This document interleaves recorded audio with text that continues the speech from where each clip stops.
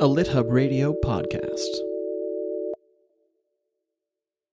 Hello, listeners. This is Brooke, co-host of Right Minded, and I wanted to let you know that I'm hosting one of my regular memoir events this spring, this time featuring Kiese Lehman, Mark Nepo, Joshua Moore, and Susan Liu, all of whom have been guests on this show. This is part of my Magic of Memoir series that I do with Linda Joy Myers, and a lot of effort goes into selecting the teachers we choose to teach these classes. We're always looking for people who walk their talk, who are charismatic and interesting, and bringing their own life experience to the fore. The topics we're covering this time around are truth, self-expression, self-forgiveness, and how to keep writing when people you love wish that you just stop, or maybe they're just ambivalent. If you've been a long-time listener of this show, you know I'm obsessed with Kiese Lehman. I think he is one of the brilliant minds of a generation, and just being in his presence when he speaks about writing is a true gift. Mark Nepo is a longtime friend of mine who Oprah Winfrey called one of the finest spiritual guides of our time.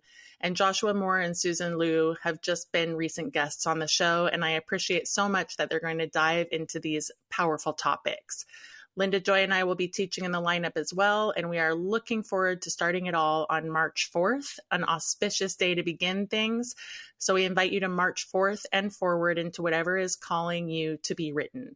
The event is called The Story of You, and we start March 4th. We invite you to check out all the details at magicofmemoir.com. Hello, writers, risk takers, submitters, rejectees, published and unpublished writers. I'm Grant Faulkner, the writer of hundreds of stories that have been submitted and rejected and sometimes published.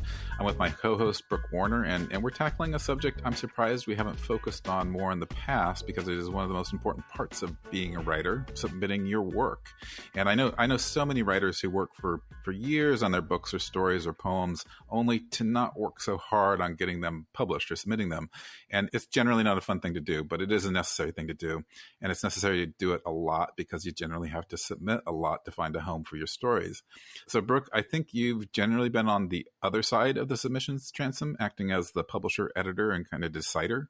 But life is about submitting applications of one sort or another. So do you have a particular submission story or strategy you'd like to share? Yeah, isn't that true? You know, we all have to vie for things from time to time. And it's true that a huge part of my job is fielding and vetting submissions from authors. It's also true that I've done a fair amount of submitting. Like I have submitted to anthologies. Mm-hmm. I recently shared my excitement about the fact that I'm going to be in San Miguel de Allende coming up very soon. I did have to apply to do that. Any college grad knows the angst of applying to schools. So, of course, I applied to schools and was accepted and rejected in that capacity. You know, I was really racking my brain to think if I have like some amazing story that stands out. But I think I'm like most people in that I've been on the receiving side of a lot of yeses and a lot of nos. Mm-hmm. Well, it's an interesting topic to me because I think I used to be better with submissions than I am now. You know, I actually have a healthy number of stories or poems or essays even that I've written that I haven't given that much of a shot, you know? And part of that is that I'm working on bigger projects, including books, so I don't have as much time to submit individual stories, but still, you know, I think I should go back to it. When I first became a writer, I oftentimes say this is the best advice I got, is to always have something on submission because a writer always needs hope, and hope is a type of creative fuel. And I always think of that. And so I always try to have something in the mail or online sent in.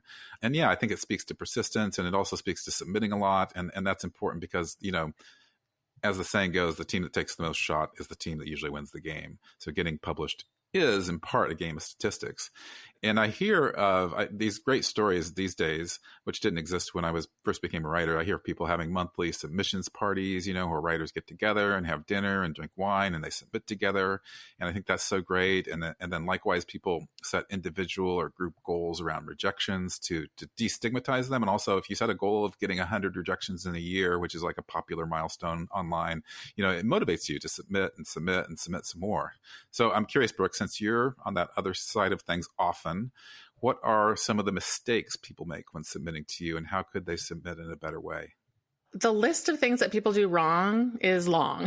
That's what I think all the time. I mean, I've been doing this a long time, but a few things jump to mind. Notably, they don't bother to do any research about the press. I'm sure that extends to literary journals. So they're just like throwing spaghetti against a wall, and they're not really thinking like, is this right for me? Is this the right home for me? This used to happen a lot more at Seal Press than it does at She Writes Press now. I think that's in part because we actually do ask people to pay a nominal fee at She Writes. And so I think even that very small fee makes people think to themselves, like, is this something I actually want to do? Simple things like, does the press even do fiction, right? I mean, we used to get novels all the time at Seal, and we're a nonfiction press. Typos and query letters are never good, and yet it's astounding how much that happens. I've seen people mistype the title of their book in the subject line. It's astounding, honestly. Dear Sir, yes, that is a pet peeve. Most of the people who are receiving your letters are women. There might be an occasional Dear Sir out there, but do not type those lines. I think I have another pet peeve about the author telling me what a huge bestseller their book is going to be. I do not like that kind of front loading. Or essentially like suggesting to me that we would be lucky to have them. And not that that's not true, but it's not the right position to take. Like you want to find some kind of balance between confidence and humility. And then also query letters that are too long and don't get to the point. Honestly, I mean, people are fielding a lot. And so there is like a kind of a sweet spot of the query letter being about 3 to 4 paragraphs and not something that you're making your editor or agent work really hard to get through. So there are a lot of missteps. And I just think that there are too many resources out there, to support you to do this well. And, maybe these are rookie mistakes. Maybe they're just people, working too fast, but it's not good. So Grant, I hear you like being like, yes, I know. I mean, you edit the 100-word story, and so you see your stuff. What do you see that bugs you? Yeah, it's interesting what you just said, that there are plenty of resources out there. So there's really no excuse for some of these egregious mistakes. Yeah. And I was just actually coincidentally talking to a former agent before the show, and she told me that they would often get submissions where the writer would CC every single agent in the agency, so it'd be this global submission. Like, I know one of you is going to like this, but it just spoke to how it's alienating. It's not following the protocol. It's showing that you're not ready to show up, to work with the editor really. And, I think I think I'm going to speak less to the presentation of stories, but with 100-word story, so often, people submit stories before it's truly finished. And this is easy to do with short stories. You think they're done when they actually need a couple more revisions. But I can't tell you how many stories we get that are 90% there, and they just need that extra touch or 2 or 3, or it just drops off in that last sentence. They don't nail the last sentence. And I also want to say that rejection is part of the creative process, for me, or it can be for anybody. And even though I revise everything, I write thoroughly, I oftentimes realize stories aren't quite there after they've been rejected. So rejection helps me look at the story more rigorously and more closely, and it actually helps me decide if the story is worth the extra effort. So I think that's one way to flip the pain of rejection. Dennis has this interesting concept in the book, Brooke, and you just mentioned it, but I want to kind of reaffirm it or put it out there a little bit more, that you're not submitting to the slush pile. You're not playing a game of statistics so much as you're trying to find a home and a community for your story. So this obviously resonates with you at She Writes and at Seal. So how should an author look for a publishing home, when authors and books seem to be getting kind of more transactional and disposable? Yeah, when I saw that sentiment from Dennis, it resonated strongly because I talk about it in exactly that way. Like sometimes when someone rejects us because they go with another press, I will say those exact words. I'm glad you found a home for your book. Mm-hmm. Finding the right press is finding community, is finding home, and it is a really big deal. And just like every community and home is not right for every person, so too is the case for books, of course. Like when you submit, the publisher is choosing you and you're choosing the publisher. I always like to affirm that thought process for writers because they can get so smitten with this idea that they're being chosen. And sometimes you'll make the wrong decision as a result. Mm-hmm. And Grant, we've talked so much over the years about community on this show. And I know it's a shared value of ours. And I think one of the primary reasons that brought us together to do this show. And some presses are more communal than others. I just can't say enough about two authors out there who, are thinking, oh, I'm right on the cusp of thinking about this or doing this, do due diligence. I mean, we're talking about submitting to literary magazines, which doesn't have as much at stake. But when you're writing a book and submitting a book, you have a long, long relationship with that press. It's not just the journey to publication, it's all the many months and years that follow. So knowing where you're applying to, submitting to, understanding what the press's goals are, that they're going to support you and that it's a good fit for your book really matters. One thing that Dennis touches on as well is this, this hierarchy of publishing, and how writers tend to hold this reverence for big five publishers, and that can be misguided, I think, and it's unfortunate, I think. He brings up an essay by Margot Atwell, who was then the head of the Feminist Press, and she wrote about the trial, which was focusing on Penguin Random House's acquisition of Simon & Schuster, and a bunch of stuff came out from that trial that has, received a lot of commentary. But one thing was that small presses were called farm teams for the big publishers, which is entirely misguided. They're publishers unto themselves, publishing quality writers who just don't fit into the commercial machinations of the big five. And so he relays the story of Janice Lee, who had to let go of wanting to win the game of a hierarchical publishing framework, and she had to let go of the internalized value that she placed on authors with more commercial success and change her idea of what success was. And I think this is so good to do because I've been in rooms where you can feel the pecking order according to what big five publisher people have signed on with. And so Janice asks, how would things be different if we thought of books not as products or commodities, but as bridges? If instead of agonizing about the limits of the self, we move toward an internal language for shared humanity and interconnectedness. If instead of possession and ownership and separation, we move towards intimacy, forgiveness, and emancipation? What if, in other words, we understood small press publishing as an opportunity to think newly about what literature is?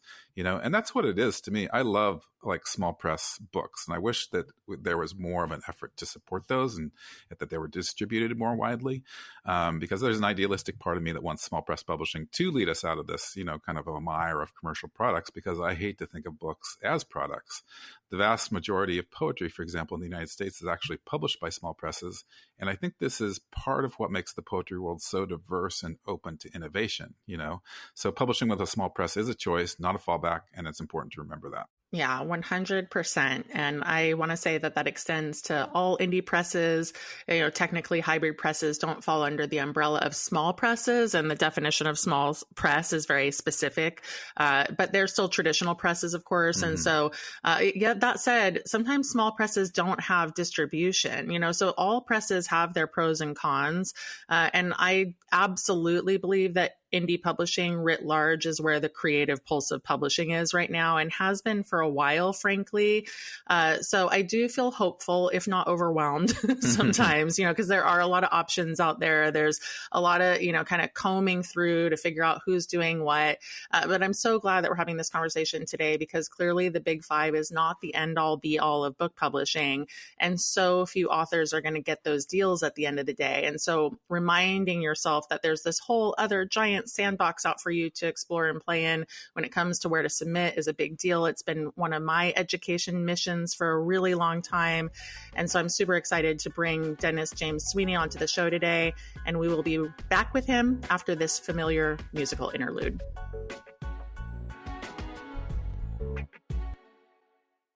Welcome back, everybody. I am thrilled to introduce Dennis James Sweeney, who is a small press author whose writing spans fiction, nonfiction, poetry, and cross-genre work.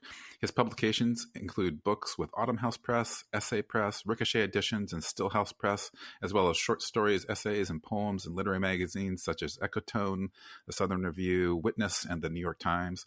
He has an MFA from Oregon State University and a PhD from the University of Denver. He's originally from Cincinnati. He lives in Amherst, Massachusetts, where he teaches at Amherst College. And you know what? I realized that the name of his book isn't in your bio, but it's How to Submit. So welcome, Dennis. Thank you so much for having me on. I really appreciate it. I was thinking, this book is so necessary. I can't, as we were talking about before the show started, I can't believe it hasn't been written before. I've been submitting for, I guess nearly 40 years now. And I learned things from it. And when we submit our stories, especially to literary magazines or anywhere actually, we're submitting to this giant pool of stories that's been called the slush pile, not a very inviting term. And editors read through that to find the pieces they might publish, or they might not read through it because it's so huge. They might not even get to the things in there. But I like your kind of recasting of the slush pile. You call it finding a home for your writing. And I think that's interesting because you make submitting stories into more of a spiritual exercise. So I was wondering, can you tell us more about why this distinction matters to you and to people while they're submitting? That's such a beautiful way of framing it. I agree that it becomes a spiritual exercise if it's in the right hands, or if we can think of it the right way, or maybe a way that helps some of us. For me, the distinction between the slush pile versus finding a home for your writing, it has a lot to do with the connection between people. It's not just about trying to make a deal with somebody. It's not trying to like boost your career, things like that. It's about finding people who really care about the writing that's getting put into the world, and then being a writer on the other end of that. So there's the editor who really cares about the writing that's getting put into the world, and then there's a writer who really cares about the writing they're trying to put into the world, right? And I think looking really deeply into that human connection that's at the heart of the submission process, for me, that's what helps me move on from that rhetoric of the slush pile and all that type of stuff, and move on to more of a community-based idea around it. For me, that was so formative as a writer. When I first started submitting, it wasn't this kind of distant transaction where there were the submission portals and all that stuff. I was still coming of age as a writer at a time when people were sending emails to submit, and the sort of resources around it weren't as built up yet. And so getting to just send somebody an email, get an email back, whether it's a rejection or an acceptance, it's this personal contact. It's this way of saying, hey, I see what you did. I'll either publish it or not. But it's just two people communicating. And so I like to try to always stay in touch with that feeling of like, this is us trying to communicate, and, publication or not, acceptance or rejection or whatever, or being in community together. And we're sort of opening ourselves up to what can happen when we live in that community in this way. Oh, that's such an awesome way to look at it, Dennis. Yeah, because it's a small world after all, and these connections that you make oftentimes will say like a rejection is not really a rejection for forever, right? You can come back someday. And so it's such a great framing. When I talk to my authors, I recommend that they submit in tiers. Oftentimes, like I'm usually talking about publishing, specifically book publishing, send to 10 to 20 agents or editors. And then if that doesn't get accepted, go to the next tier. And Grant and I have talked about this a lot. I don't submit all that often, but when Grant does, he'll submit a story to 5 to 10 top tier literary journals. And then if those don't get accepted, go down to the next tier. What is your take on how important prestige is in this process? And if a writer should focus more exclusively on the top tier magazines or presses? And then there's just so many journals and presses and, small endeavors that folks haven't heard of. So what's your take on all this? It's such a good question. For me, tiers in particular are a great way to organize submissions because it helps us take the stress out of trying to think through every single individual place that we're going to submit, and to have to construct, each individual motion in our submission process. That can be really stressful. And so it's nice to organize things, as you said. But to me, tiers don't have to be about top tier or less than top tier, right? They don't have to be about something prestigious or not prestigious. That's one way of organizing your tiers, one way of organizing your preferences around submitting. But for me, what I really encourage people to do in my book, and what I try to encourage people to do in real life and try to do myself, is to think through what are my actual goals around this particular piece of writing. So in my own life, for example, I'll write more maybe quote unquote mainstream, like literary essays or something like that. I've been working on some memoir about having IBD, for example.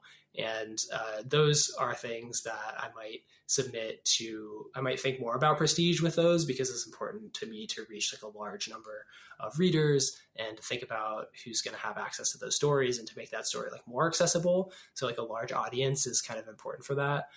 And I also write a lot of really experimental poetry.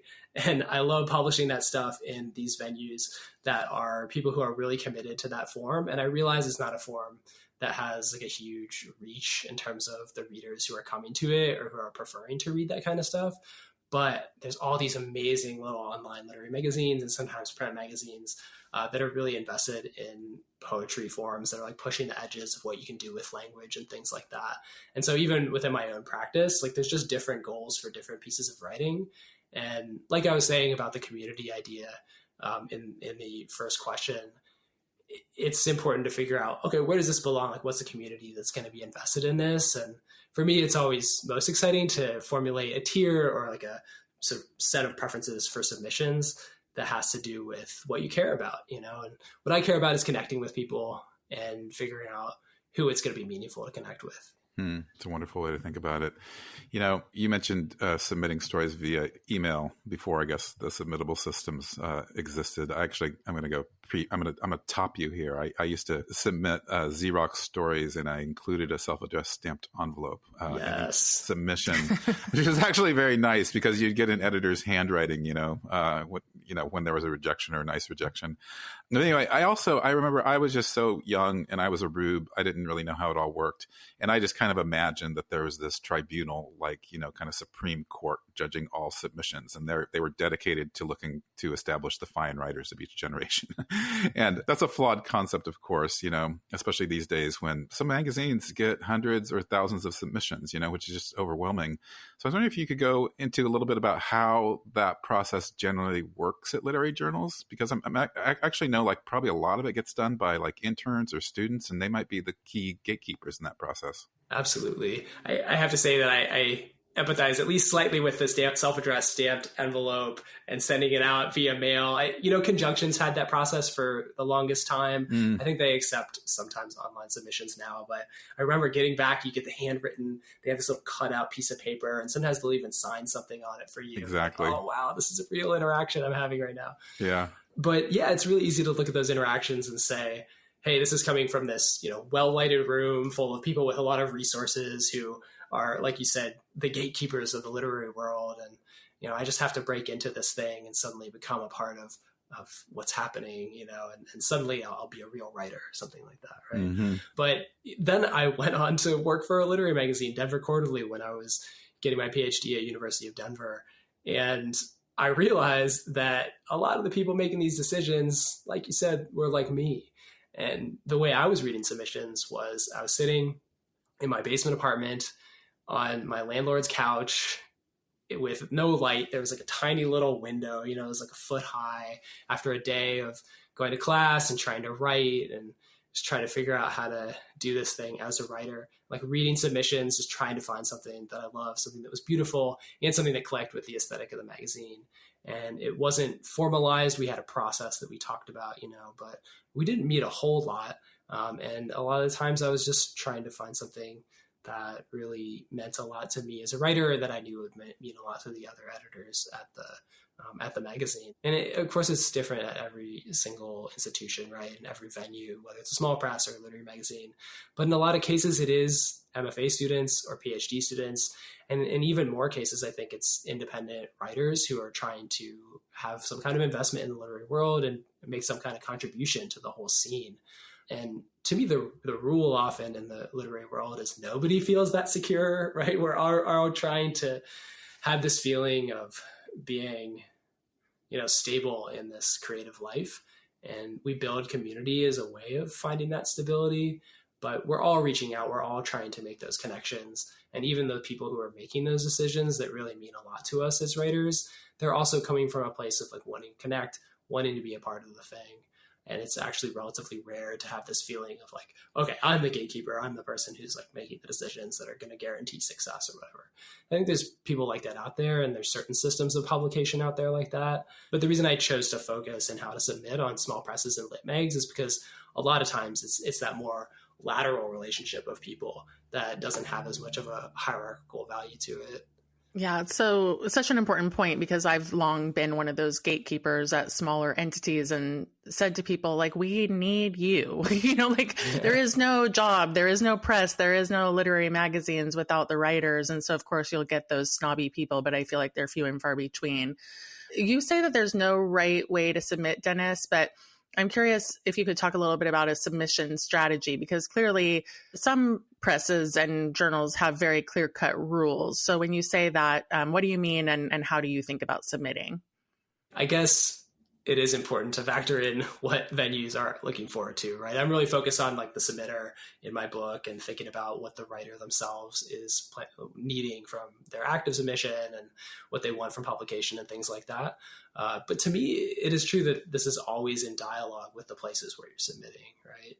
I think one thing that I advocate for a lot is to come to your submission practice from a place not of just doing a bunch of cursory research and trying to figure out, like you said, what might be the most prestigious venue or what might be sort of a superficial fit for your writing, but coming to your submission process more from a place of like passion for the actual place that you're submitting, right? A lot of my books, for example, when I've submitted them to the presses that ultimately publish them, and then of course I submitted to a lot of presses that didn't publish them, but I was coming to that process from a point of view of like, I absolutely love this press. I absolutely love everything that they're doing. I'm so invested in their aesthetic, and actually reading them like help me understand what it's possible to do as a writer, help me understand what I can create aesthetically and what kind of communities of taste and attention are out there. So I think having that kind of deep grounding in who you're speaking to and like the discourses that you're entering really makes a big difference in how you're entering this world. So I think you're not coming to it in isolation, right? Ideally. And of course, it's important to read submission guidelines too, right? Always important. Yeah, you got to see what editors want because they're doing hard work and they're writing down all this stuff. They're like, please do this thing. Don't put your name on it. Please under 5,000 words. And they're doing that to save them some time and save them some energy. And so we have to respect that labor as well. One of my favorite questions, I run this little literary journal called 100 Word Story that I've done for, 13 years. And I, at least a few times a year, I get the question, how long are you looking for? I'm like, well, yeah, who could imagine? It is in the title of the very journal itself, but you can also read the submissions guidelines. What types of words are we talking about? Yeah. Well, per your theme of community, I often go to AWP almost every year, and I go there, largely to talk to editors, especially at small presses and university presses. And I do that because I know, well, one, it's great for me to get acquainted with them and what they're looking for, but it's also great just so that I can put a name to a face or a face to a name. And I know, and sometimes they will give me their email addresses, so it's a way for me not to go into the slush pile and get direct access to them. So I guess, I hate to say it, but relationships do matter. And so I wanted to get your take on, if you agree with that. And if so, do you have any suggestions for building connections with editors, readers, and fellow writers, to increase your involvement in the literary world? Yeah, you're bringing up these memories for me of going to my first AWP, which I did after I had been pretty involved in the literary world in a virtual way for a long time. That's a good way to do it, though. It was great. Yeah, because then I actually knew who I was seeing, and they didn't know me. I would come up to these tables. I'd be like, oh my gosh, you're the editor of Tarpaulin Sky or whatever. And they'd be like, okay, who are you? Yeah. And why are you so hype about this? But I was bringing that kind of energy, and I still kind of do because I'm just such a big fan of all of these things. But yeah, I think, those kinds of moments, like you said, are a really great way to do it. To be honest, I was blown away the first time that I had interaction like the one that you're talking about, where I met an editor at AWP and they said, oh, hey, can you send me something? And it was a relatively prestigious magazine. And I said, yes, I can send it to you. And I sent it, I think, through their email address rather than the normal submission process. And of course, they gave it more consideration because they had met me, and then they ultimately published it. And I was extremely surprised and felt a little weird about it, right? Because we have this sense of a meritocracy around publishing, mm-hmm. and that we should all get a fair shake, and everybody should have the opportunity to be read equally. And I think that's a really good ethic. I think that's like the ethic behind open submissions, and that's part of why I believe in what I'm trying to talk about in this book and believe in engaging in that process with earnestness. But at the same time, I can understand why the community connections and the fact of knowing people does make an important difference in how we approach the question of whether something gets submitted or whether we publish it or not. Because the idea of meritocracy, I think, implies that one thing is actually better than the other, right? right? Or like one thing is actually more worthy of publication or something like that. And the more I've been in the literary world, the more I've realized that it's actually more about what's part of the conversation. So if you're interacting with an editor, or an editor's interacting with a writer or something like that, sometimes it's really interesting to publish something from somebody who's been part of that conversation for a while and has been engaging with the things. For example, like they're like a strong reader of the magazine you publish if you're an editor, and then you know that what they're doing is like an interesting conversation with that, then that's going to lead you into potentially considering their work more closely. Maybe even if you don't like it as much as another piece or something like that, right? Because it is a community endeavor, right? And it is a group of people trying to have a conversation together. So I still have some level of conflict about that, right? Because I do think the act of faith that many publications do, especially the ones that I tend to be talking about, that act of faith in opening up submissions and inviting submissions, I think that's really important. And I think that it like really contributes to the deep foundation of like community and sort of like democratic sharing of a lot of voices within this space. And at the same time, it is a conversation, right? And conversation means something when you know the people you're having a conversation with, I think. And when they've been there for a while and they've been listening and they've been contributing and then they have something to say, and then maybe you're more willing to consider that. You know, Dennis, I've been thinking about the staying power of the cover letter. Literary journals still ask for them, presses still ask for them. And I'm curious whether you think that there are any, particular tips for writing a standout cover letter, but why do they matter so much? The magic thing about the literary magazine and small press cover letter, in large part, not unilaterally, to me is that it's meant to be complimentary. Like it's not meant to be the main events. Mm-hmm. A lot of times if you're submitting to agents, you got to have an incredible cover letter, a query letter that you've worked on, as much as you worked on your book, right? To make sure that it's going to pitch how the book is saleable and, what people are going to be able to say about it, and then if that works, they'll get to the manuscript. And I get why that happens. It's a function of like how those systems of publication work. But for the cover letter, if you're submitting to a literary magazine or a lot of times small presses, usually it's assumed that the editors will read the work already. So anything you're putting in a cover letter is just extra, which is not to say that it's not important though, right? Because as you said, Brooke, they haven't done away with it yet, right? And so people do like to see who you are, right? And what you've been working on and where you are in your writing career and stuff like that. And I think it makes a lot of sense. When I was, working as a literary magazine editor, it was hard not to look at the cover letter first, even though we knew we were essentially evaluating the work. And that was because I wanted to know who the person was, what their engagement with literature was so far. If this was the first thing they'd ever sent out, it'd be really exciting to find something that really clicked and that, other publications hadn't seen fit to publish yet, right? And then it's like this really exciting moment, and then you get to publish it as the first person who published that writer, versus if they've been part of the community for a while, like I was saying before, that's also an interesting thing, right? Like, is what they're saying extending the conversation they've already been having? How are they engaging with what's come before? So I feel like the cover letter is your chance to do that.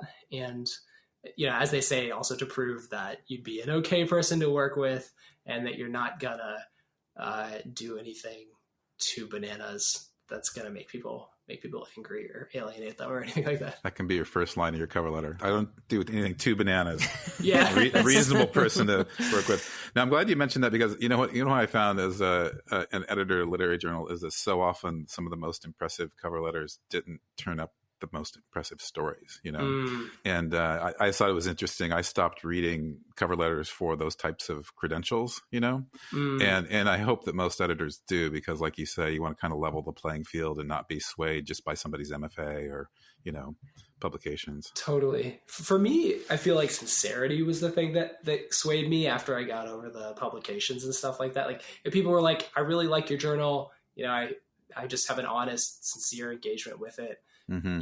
Humbly ask that you consider my writing. That was the thing that never stopped swaying me. I was like, oh, I can appreciate earnestness, like caring, So in closing, we obviously didn't cover the whole book, so I wanted to give you an opportunity to impart your favorite tip or advice for writers who are out there in the submission trenches. For me, I think the main thing is I'll give background first, is that submitting can be a process that for a lot of us feels like it empties us out or takes a lot of extra energy or distracts from our writing or feels like it makes it harder to focus on our writing, right? It's not the writing itself. It's not the creative act that we're all coming to this thing for. But my advice, the main thing that I want to bring to people is the idea that seeking publication can actually be a thing that gets back to your writing. It can be a thing that gives you energy for the creative process, and it can be a thing that inspires you to go forward and try to keep creating stuff. And there's a lot of ways that can happen. One of them can be in researching and reading and trying to figure out venues that are going to be right for you. A lot of times you'll find pieces you're like, this is amazing. I can't believe this stuff is getting published. And it really makes me feel like I can do this too, and I can make a contribution to this community, stuff like that. And then also just the idea of somebody's reading this, again, whether it's an acceptance, rejection, or a positive rejection, whatever, like we're corresponding, we're engaging in some kind of exchange here. And to me, that's a really beautiful thing. And if you can find a way to make that good energy keep coming back to you from the submission process, then you'll always feel good about doing that, feel good about seeking publication, and it'll fuel your writing instead of taking away from it. That's the goal. Great message. Well, thank you so much for imparting your submission wisdom, Dennis, and joining us. Thank you so much. I really appreciate you both, Grant and Brooke. Thank you. Yeah, it was fun to have you. Thanks, Dennis. Thanks for your positive encouragement and, all the great messaging you have for writers and authors out there. It's awesome. Absolutely. Yeah, we're all in this together. We are. We'll be right back with today's Substackin'.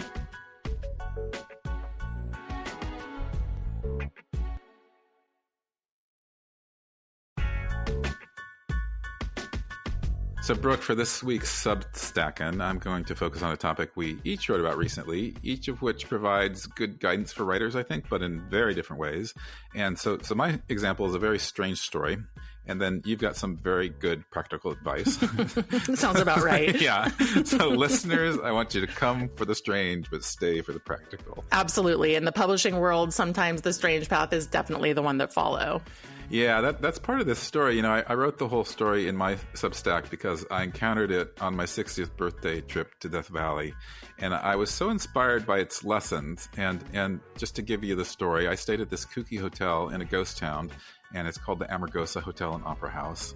And it was basically, it was a Borax company started it, but this dancer, Marta Beckett, she was a background dancer in Broadway's show, and she took it over and made it into what it is now. And so her thing is that she decided that she didn't want to dance in the background. She wanted to be the star. So she took her one-woman show across the country, and she was performing in like small theaters and school auditoriums. But then when she was traveling through Death Valley in 1967 with her husband, as part of this one-woman show, they got a flat tire. And so they had to go to this little ghost town, Amargosa, to repair it. It wasn't quite a ghost town, I guess. But while exploring the towns, had all these abandoned buildings, and she was kind of hypnotically drawn to this one, the town's old social hall, which was just in total disrepair.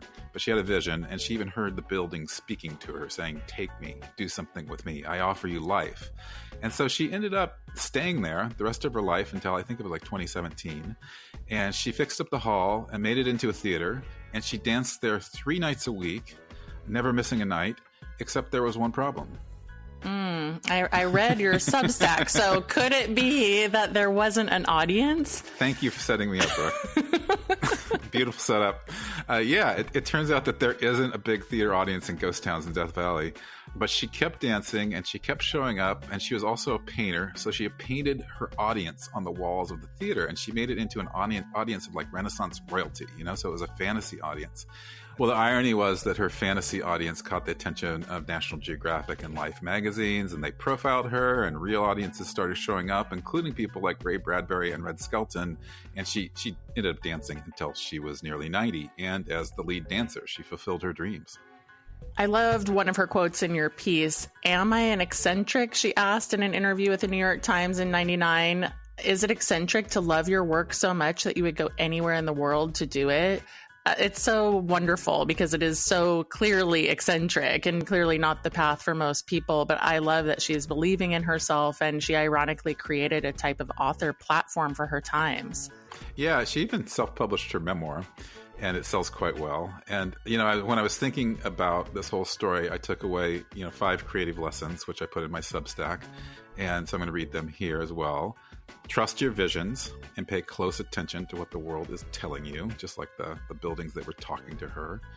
Create your audience, whether real or imagined, doesn't matter. It's just important to have an audience. Make your eccentricity your normal state. And then 4, find joy in the making of art, not the final product. And then finally, you are what you repeatedly do. So Marta was a star dancer in the end. And I think these lessons apply to submitting your work, even on the practical level. So I want to point to your Substack post, Brooke, why most aspiring authors should forego querying agents, because it's about taking your publishing into your own hands and making your vision for your book happen. Thank you.